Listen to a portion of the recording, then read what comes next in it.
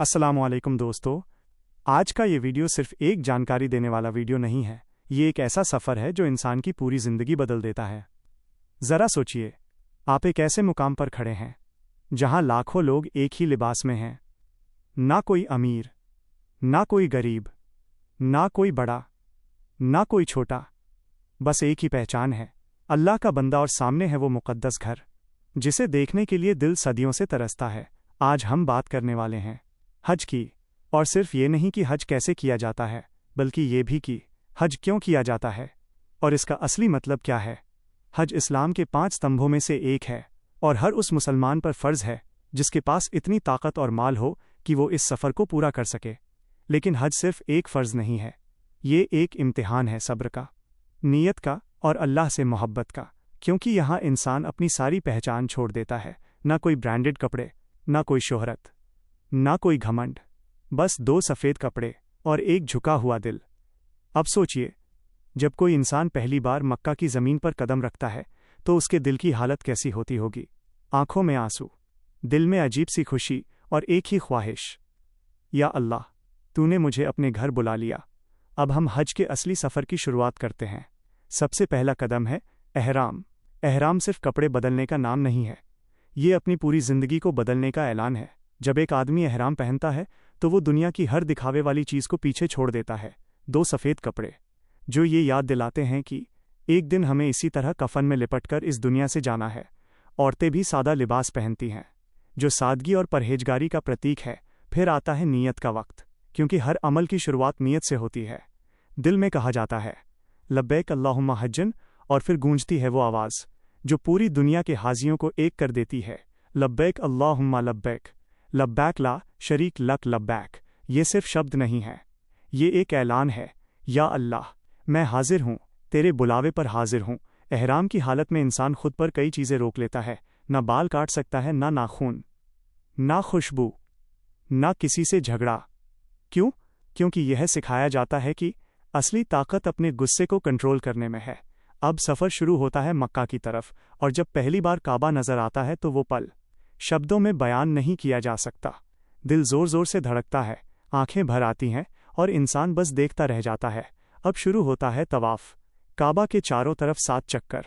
लेकिन ये सिर्फ चक्कर नहीं है, ये एक निशानी है कि इंसान की ज़िंदगी का केंद्र सिर्फ अल्लाह होना चाहिए। हर चक्कर के साथ इंसान अपने गुनाहों को पीछे छोड़ता जाता है।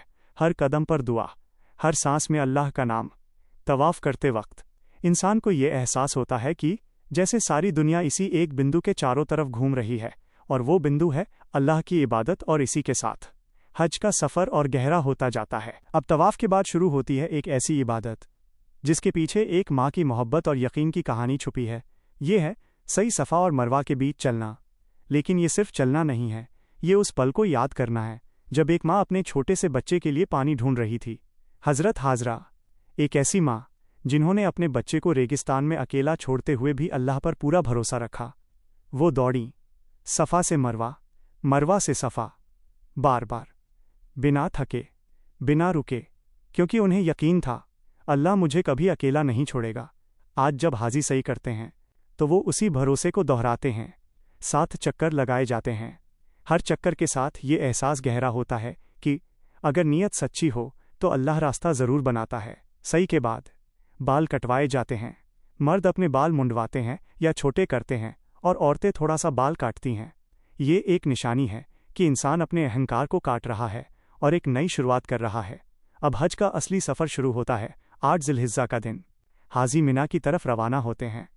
मिना एक ऐसा मैदान जहाँ लाखों लोग एक साथ ठहरते हैं। हर तरफ सफ़ेद टेंट, हर तरफ अल्लाह का नाम। यहाँ कोई शानो शौकत नहीं, बस सादगी है और इबादत है। इस रात को हाजी मिना में गुजारते हैं, नमाज पढ़ते हैं, दुआ करते हैं और अगले दिन की तैयारी करते हैं। क्योंकि अगला दिन हज का सबसे अहम दिन होता है, 9 ज़िलहिज्जा। ये वो दिन है जिसका इंतज़ार हर हाजी को होता है। ये है अराफात का दिन। हाजी अराफात के मैदान में इकट्ठा होते हैं और यहाँ खड़े होना हज का सबसे ज़रूरी हिस्सा है। अगर कोई यहाँ नहीं पहुँचा तो उसका हज पूरा नहीं होता। सोचिए, लाखों लोग एक मैदान में खड़े हैं, सबके हाथ उठे हुए हैं, सबकी आंखों में आंसू हैं। कोई अपने गुनाहों के लिए रो रहा है, कोई अपने माँ बाप के लिए दुआ कर रहा है, کوئی اپنی زندگی بدلنے کی قسم کھا رہا ہے۔ یہ وہ جگہ ہے جہاں انسان سب سے زیادہ اللہ کے قریب ہوتا ہے۔ یہ وہ پل ہے جہاں دل پوری طرح ٹوٹ کر اللہ کے سامنے جھک جاتا ہے، اور شاید یہی وہ دن ہے جب اللہ سب سے زیادہ لوگوں کو معاف کرتا ہے۔ عرفات کا یہ دن ہمیں یہ سکھاتا ہے کہ دنیا چاہے کتنی بھی بڑی کیوں نہ ہو، آخر میں سب کو ایک دن اللہ کے سامنے کھڑا ہونا ہے۔ شام ہوتے ہی حاجی عرفات سے نکلتے ہیں اور بڑھتے ہیں ایک نئی منزل کی طرف، مزدلفہ، ایک کھلا میدان۔ یہاں نہ کوئی ٹینٹ ہوتا ہے، نہ کوئی خاص انتظام، بس کھلا آسمان اور زمین پر بچھی چادر۔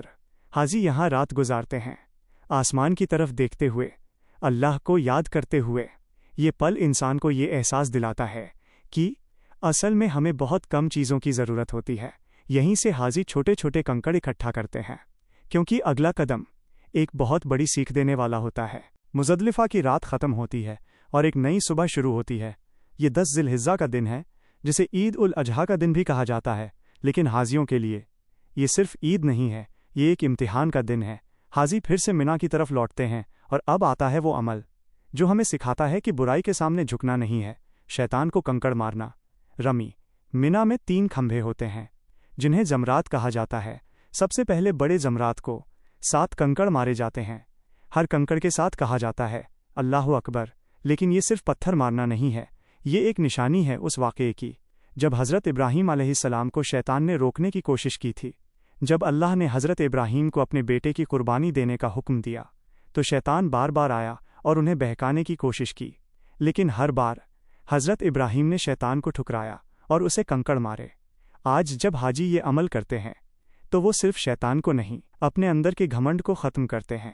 اس کے بعد آتا ہے قربانی کا وقت۔ قربانی صرف ایک جانور کی نہیں ہوتی، یہ اصل میں اپنی سب سے پیاری چیز کو اللہ کے راستے میں چھوڑ دینے کا نام ہے۔ حضرت ابراہیم کی وہ قربانی جب انہوں نے اپنے بیٹے حضرت اسماعیل کو اللہ کے حکم پر قربان کرنے کا ارادہ کیا۔ سوچئے، ایک باپ کے لیے یہ کتنا بڑا امتحان تھا، لیکن انہوں نے سوال نہیں کیا، انہوں نے بس کہا اگر یہ اللہ کا حکم ہے تو میں تیار ہوں۔ اور جب انہوں نے قربانی دینے کی کوشش کی تو اللہ نے ان کے بیٹے کی جگہ ایک جانور بھیج دیا۔ یہی وجہ ہے کہ آج تک مسلمان قربانی کرتے ہیں۔ اس کے بعد حاجی اپنے بال کٹواتے ہیں یا منڈواتے ہیں، اور یہیں سے احرام کی حالت ختم ہو جاتی ہے۔ اب حاجی واپس مکہ کی طرف جاتے ہیں اور کرتے ہیں طواف زیارت۔ یہ طواف حج کا ایک ضروری حصہ ہے۔ ایک بار پھر حاجی کعبہ کے چاروں طرف چکر لگاتے ہیں، لیکن اس بار دل کی حالت الگ ہوتی ہے۔ اب وہ انسان جو کچھ دن پہلے یہاں آیا تھا وہ بدل چکا ہوتا ہے۔ اس کے گناہ، اس کی غلطیاں، اس کی پرانی زندگی سب پیچھے چھوٹ چکی ہوتی ہے۔ اس کے بعد اگلے 2-3 دن تک تینوں جمرات کو کنکڑ مارے جاتے ہیں، اور پھر دھیرے دھیرے حج کا یہ سفر اپنے آخری مقام پر پہنچتا ہے۔ جب حاجی آخری بار کعبہ کو دیکھتے ہیں تو دل بھر آتا ہے، آنکھوں سے آنسو رکتے نہیں، کیونکہ شاید پتہ نہیں پھر کب بلاوا آئے۔ یہ وہ پل ہوتا ہے جب انسان دل سے دعا کرتا ہے، یا اللہ، جیسے تو نے مجھے یہاں بلایا ویسے ہی پھر بلانا، اور اسی کے ساتھ حج پورا ہو جاتا ہے۔ اگر اللہ نے اس حج کو قبول کر لیا تو انسان ایسے پاک ہو جاتا ہے جیسے وہ ابھی ابھی پیدا ہوا ہو۔ حج ہمیں سکھاتا ہے کہ اصلی زندگی کیا ہے، اصلی برابری کیا ہے، اور اصلی کامیابی کیا ہے۔ نہ دولت کام آئے گی، نہ شہرت، اگر کچھ کام آئے گا تو وہ ہے سچا دل اور اللہ کی عبادت۔